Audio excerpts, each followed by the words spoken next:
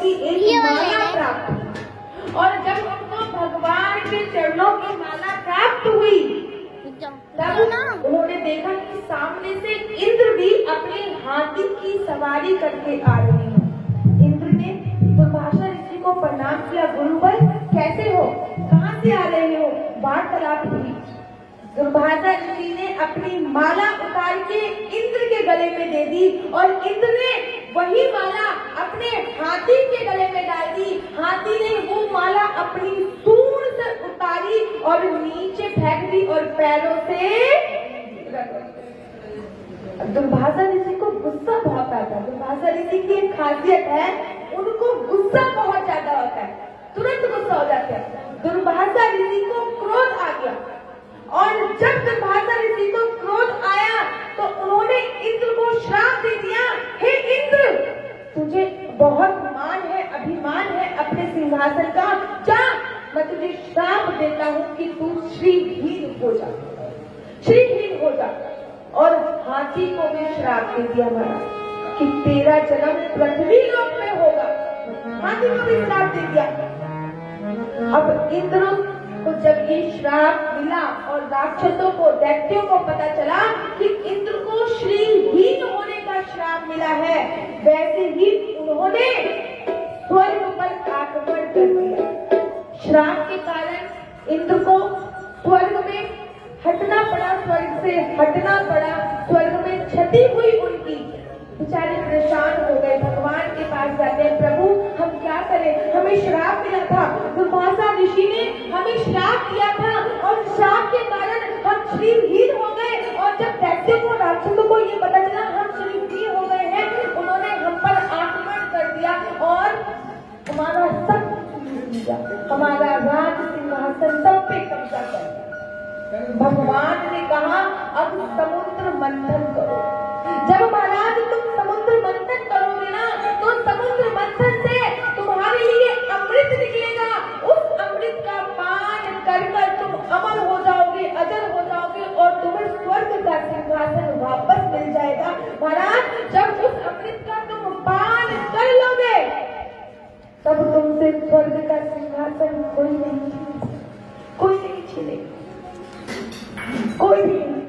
अब देवताओं ने कहा हम अकेले तो समुद्र मंथन कर नहीं सकते, तो विष्णु भगवान ने कहा कि अपने काम के लिए तो दुश्मन को भी दोस्त बनाना पड़ता है। दैत्यों से बोलो कि वो भी तुम्हारे साथ मिलकर समुद्र मंथन करे। तभी देवता दैत्यों के पास गए हैं और दैत्यों के साथ मिलकर समुद्र मंथन की तैयारी प्रारंभ हुई है महाराज। और जब समुद्र मंथन की तैयारी प्रारंभ हुई है तो मंदराचल पर्वत को लेके आया गया है और मंदराचल पर्वत को जब लाया गया और समुद्र में डाला गया, वैसे ही मंदराचल पर्वत समुद्र में डूबने लग गया। वैसे ही मेरे प्रभु ने कश्यप रूप धारण करके मंदराचल पर्वत को अपनी पीठ पर धारण करा है। बोलिए कश्यप भगवान की। और जब मेरे प्रभु ने कश्यप रूप धारण करके मंदराचल पर्वत को अपने पीठ पर धारण किया, वासुकी नाग को लाया गया और उससे समुद्र मंथन प्रारंभ हो गया।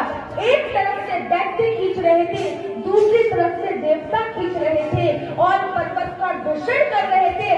सबसे पहले समुद्र मंथन से हलाहल विष निकला, सबसे पहले विष निकला। सभी देवता समा गए, डर गए। अरे अब हम क्या करें, दैत्य भी डर गए, अरे हम क्या करें। तब विष्णु भगवान ने कहा डरने की कोई बात नहीं है महाराज, ये जो विष है ना केवल एक ही व्यक्ति, एक ही संसार में देव ऐसा है जो इस विष को पूरी तरीके से इस विष का पान कर सकता है और वो है मेरे भोले बाबा। तुम भोले बाबा को बुलाओ, भोले बाबा से प्रार्थना करो और ये विष का जो कलश है वो भोले बाबा को दे दो।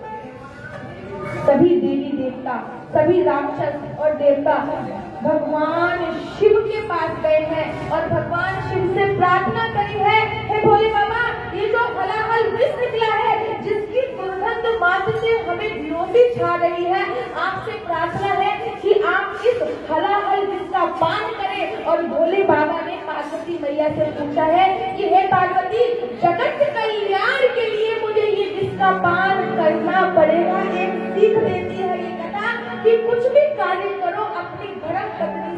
हमेशा पूछ कर करना। भोले बाबा भी विष पीने से पहले माता पार्वती से पूछ रहे हैं। ऐसे ही माता पार्वती, ऐसे ही धर्म पत्नियों को अर्धांगिनी नहीं बोला जाता। धर्म पत्नी का अर्थ क्या होता है? जो धर्म के कार्य में आपके हाथ को आगे बढ़ाए, वही धर्म पत्नी का अर्थ है।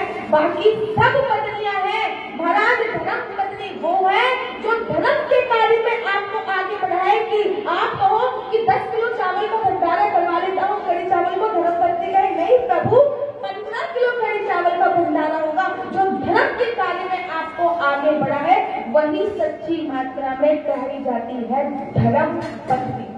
बाकी तो सब पत्नियां। भोले बाबा माता पार्वती से पूछ रहे हैं कि मुझे जगत कल्याण के लिए ये फलाहार विष का पान करना पड़ेगा देवी। और देवी तो जानती थी भोले बाबा का प्रताप की शिव का अर्थ है कल्याण, सबका कल्याण करने वाला। अरे जो सबका कल्याण करता है, मैं भोले बाबा के ताप को प्रताप को जानती हूँ। पार्वती ने बोला प्रभु आप ग्रहण कीजिए। और मेरे भोले बाबा ने हलाहल विष का पान कर लिया है।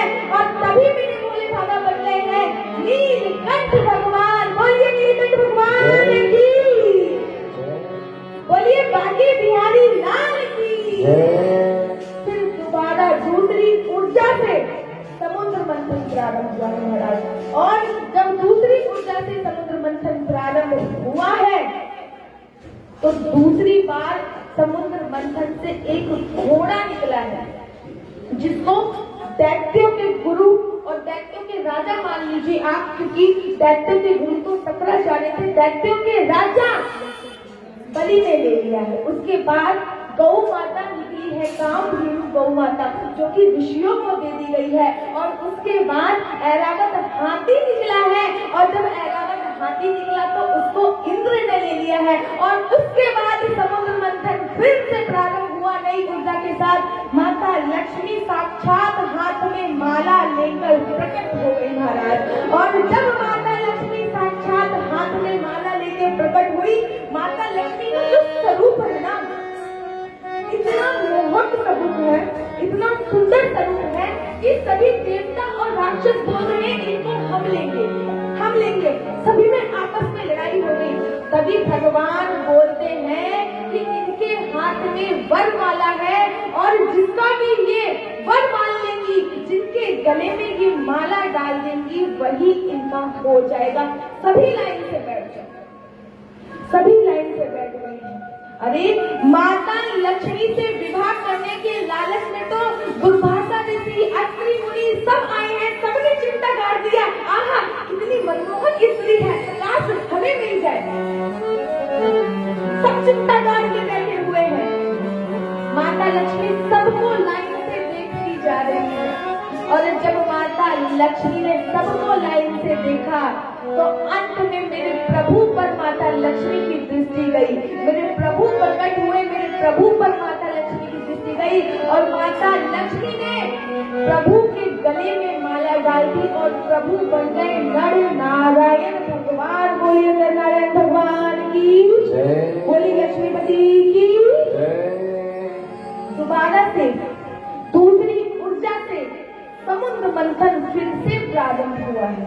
और अब समुद्र मंथन जब प्रारंभ हुआ, शास्त्रों में ऐसा वर्णन आया है कि समुद्र मंथन में 14 रत्न निकले थे। मणि निकली थी जो भगवान ने ले ली थी, माता लक्ष्मी निकली थी, तो 14 रत्न शास्त्रों में ऐसा वर्णन आया है श्रीमद् भागवत महापुराण में कि समुद्र मंथन से 14 रत्नों की प्राप्ति हुई थी। 14 रत्नों की प्राप्ति के तत्पश्चात भगवान ने धन्वंतरी का रूप धारण किया है और अमृत का कलश लेके प्रकट हो गए हैं। बोलिए धन्वंतरी भगवान की। और जैसे ही मेरे प्रभु धन्वंतरी का अवतार लिया और अमृत का कलश लेकर प्रकट हुए, सभी देवी देवताओं में, सभी राक्षसों में आपस में बहस होने लग गई। लोटा छीनने लग गए, कलश छीनने लग गए। महाराज अमृत हम लेंगे, नहीं हम लेंगे, अरे अमृत हम लेंगे, अरे नहीं हम लेंगे। आपस में लड़ाई कर रहे हैं कि अमृत हम लेंगे, हम लेंगे, हम लेंगे। तभी भगवान ने मोहिनी रूप धारण किया है। बोलिए मोहिनी भगवान की।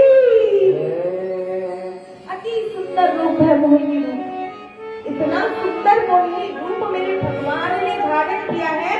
शास्त्रों में ऐसा वर्णन आया है कि एक बार भोले बाबा ने बोला था हे प्रभु, विष्णु भगवान से कि हे प्रभु, मैं आपसे हाथ जोड़कर एक निवेदन करना चाहता। हाँ बताओ। जब आपने मोहिनी रूप धारण किया था ना, मैंने सुना था वो इतना तेजस्वी रूप था, इतना तेजस्वी रूप था कि कई अप्सराएं, कई लक्ष्मी उसमें समाहित हो जाए, इतना तेजस्वी रूप था। एक बार मुझे भी मोहिनी रूप धारण करके दिखाओ ना। भोले बाबा ने भी डिमांड की थी, वैसा मोहिनी रूप आज धारण किया है। हजारों लक्ष्मी उस मोहिनी रूप में समाहित हो जाए। भगवान ने इतना सुंदर रूप धारण, तो सही है, इतने मधुर नैन है, इतनी मधुर क्या कहते हैं स्माइल, इतनी मधुर स्माइल है। और मोहिनी रूप धारण करके दैत्यों के और देवताओं के बीच में आ गई है। और जब देवताओं ने, दैत्यों ने देखा कि इतनी सुंदर स्त्री चली आ रही है, वैसे ही उससे पूछते हैं हे देवी, कहाँ से आ रही हो, कहाँ जा रही हो? अरे देवी, तुम्हारा नाम क्या है, गोत्र क्या है, कुल क्या है, कुछ बताओ। अब भगवान कहते हैं मोहिनी रूप धारण करके, तुमको क्या मेरे से विवाह करना है? जो मेरी जन्म पत्री मांग रहे हो, तुम्हें क्या करना है? विवाह करना है क्या मेरे से, जो मेरी जन्म पत्री मांग रहे हो?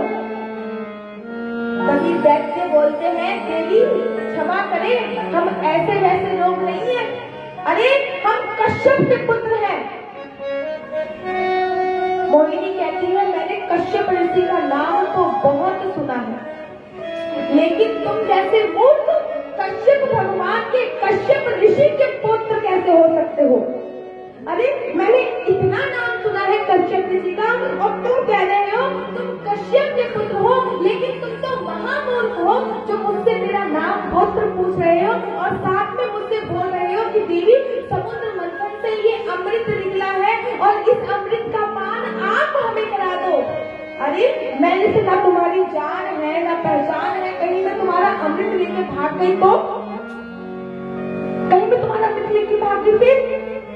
नहीं देवी, अब तो हमें तुम पे पूरी तरीके से विश्वास हो गया है कि तुम हमारा अमृत लेकर कहीं जाने वाली नहीं हो। अब तो कुछ भी हो जाए, जमीन आसमान एक हो जाए, लेकिन अब तो अमृत का बंटवारा महाराज नहीं